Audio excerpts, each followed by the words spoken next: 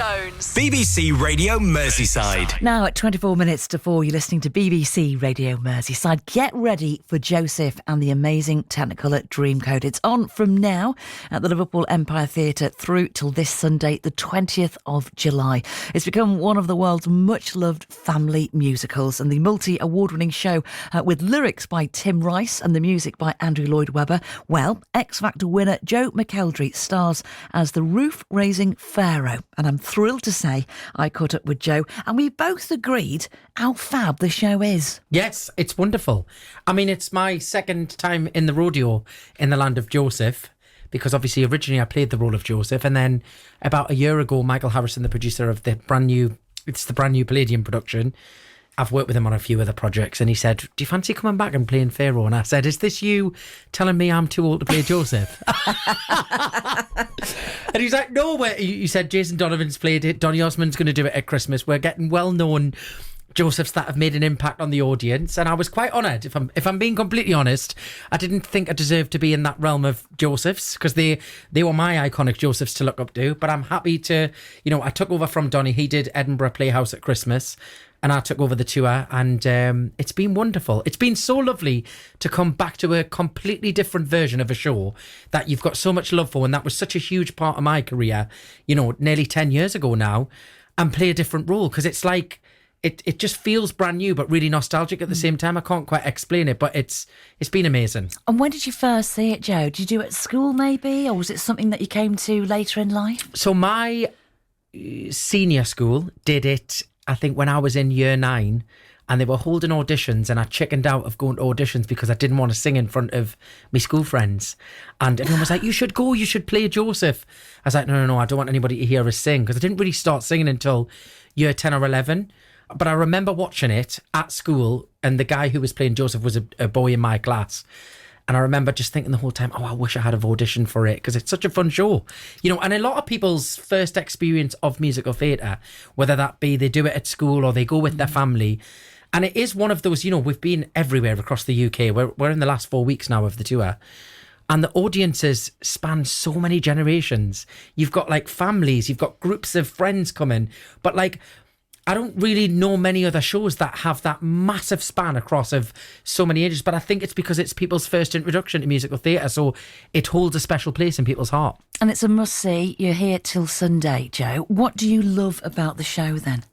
Well, I love the music. I think it's got fantastic songs in, and there's real funny comedy moments in there, and there's real emotional moments in there, but I think it is just it's just a great show. The brothers and the ensemble are phenomenal, and it's a very ensemble heavy show. There's huge ensemble scenes and numbers.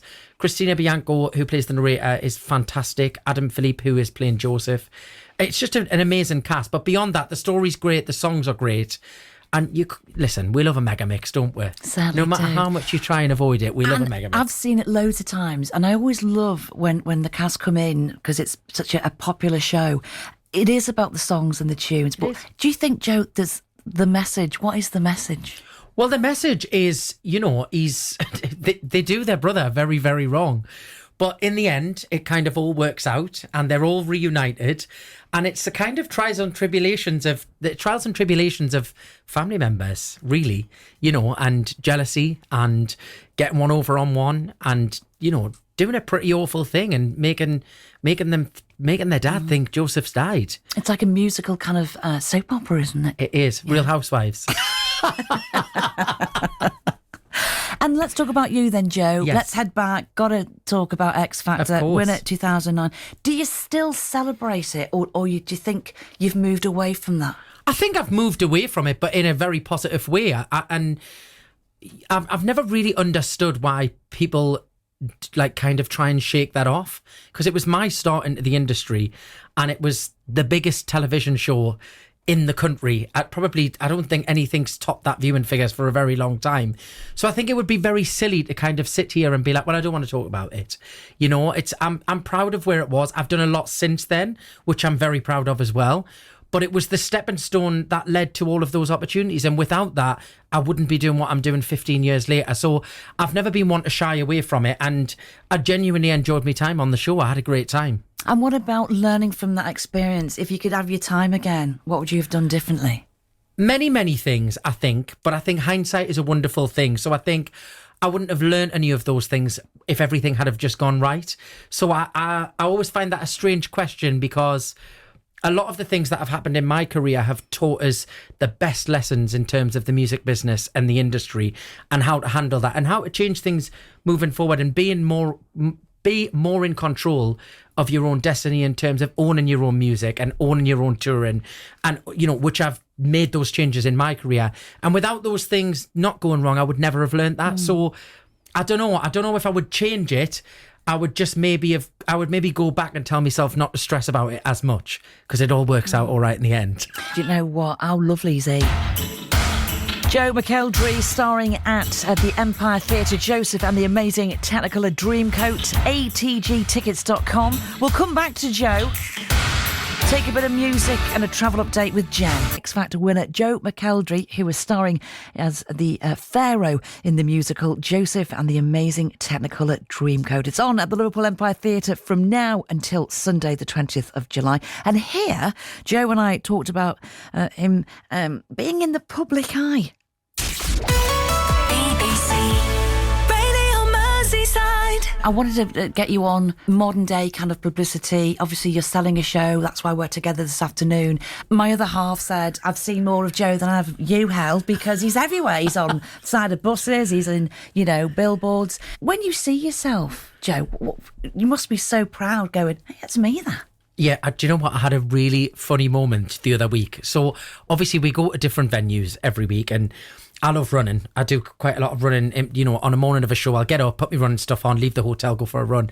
And we were down near London, and I was running, had my headphones on, not concentrating much, and nearly ran in front of a bus, right? And when I stepped back, my face was on the full side of the bus. And I thought, can you imagine if that bus had have ran me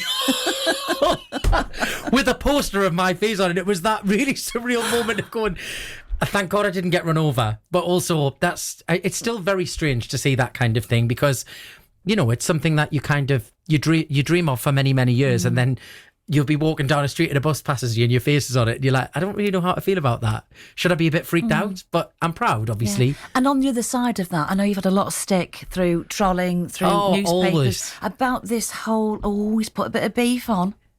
So?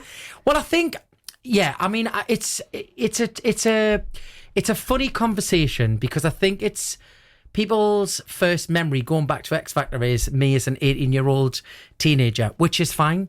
But I think nobody looks, I'm 34 now, and nobody looks at 34 what they did at 18. So I think it's the comparison between the two that I find really worrying for young kids. And is that expectation because it's what the public want? Oh no, he's not the same. Oh, look at him, he's not dressing like he used to. I don't think it's an expectation. I think it's just I think it's an easy angle for media outlets, firstly, to go, he looks so different from being 18. But I'm like, once you've written that story once, it's like, right, it's boring now. Well, I mean, do you get tempted? Because when I read the sidebar of Guff, as we call it in our house, and we say, can you recognise this person? They were on a famous comedy show or whatever. And you're like, yeah, I do. They look exactly the same. Just a little bit older. Yeah, I think that's the thing. And I think I don't care. Listen, I'm not one of these people that sits in my life and whinges about being in the public eye, because I think if it's that bad, don't do it. I'm not one to whinge about, but the one thing that does annoy us is that I don't want young kids to read that and think that it's okay to shame somebody for growing into their body and getting a bit bigger and your shoulders broaden out and filling out a little bit. Yeah, it's called being an adult and not being a skinny teenager anymore. And I think that's the message that I struggle with, more so for other people, because listen, everybody's got something to say about everybody in the entertainment world. It's unfortunately just how it works. Whether it's right or wrong, that's a whole other conversation. We could be here all afternoon.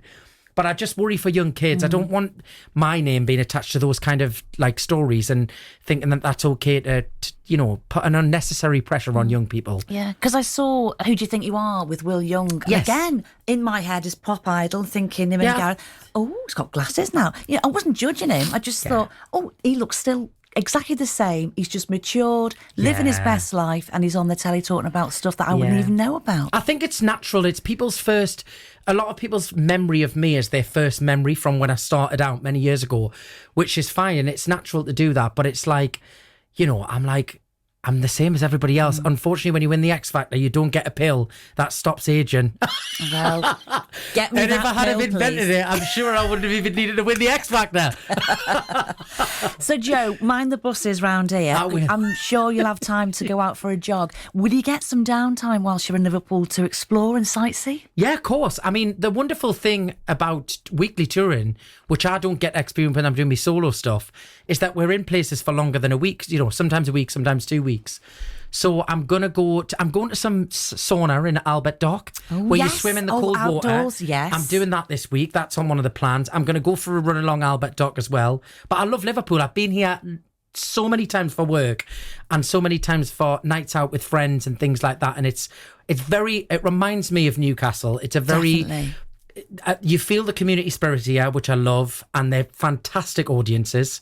They're up there with the best audiences, I think, when you're touring. Everybody always comes to Liverpool and goes, they're going to be great. Because have you done Bongo's Bingo yet in Newcastle? Oh my God, yes. Well, I did a hen do. Went up there thinking I was going to be a Geordie voice doing the bingo call. It was a Scouser. Yes. I was like, get in. Yeah. It was great. Bongo's Bingo was fantastic, isn't it? He is from Liverpool here. Yes. I've met him. It's such a great night out. Promoting something. There you go. Get back to Joseph then. Joe, why should listeners to BBC Radio Merseyside come and see you and the wonderful cast for Joseph and his amazing technicoloured coat? It's a fantastic night out for all ages, like I said earlier. The music, the cast are honestly sensational. And it's the brand new Palladium production version. So you're getting a brand new version that you may never have seen before. And I come on and shake my hips around for a little bit and do some sort of Elvis impression and have a bit fun with the audience. It's honestly, if I could watch the show out front, I would watch it. I love Joseph and I think this touring version's fantastic. And guys, just to see that smiling face and that laugh, it's worth it. Thank you. Joe, an absolute pleasure. Tickets, check out availability, atgtickets.com. Thank you, Joe. Thank you.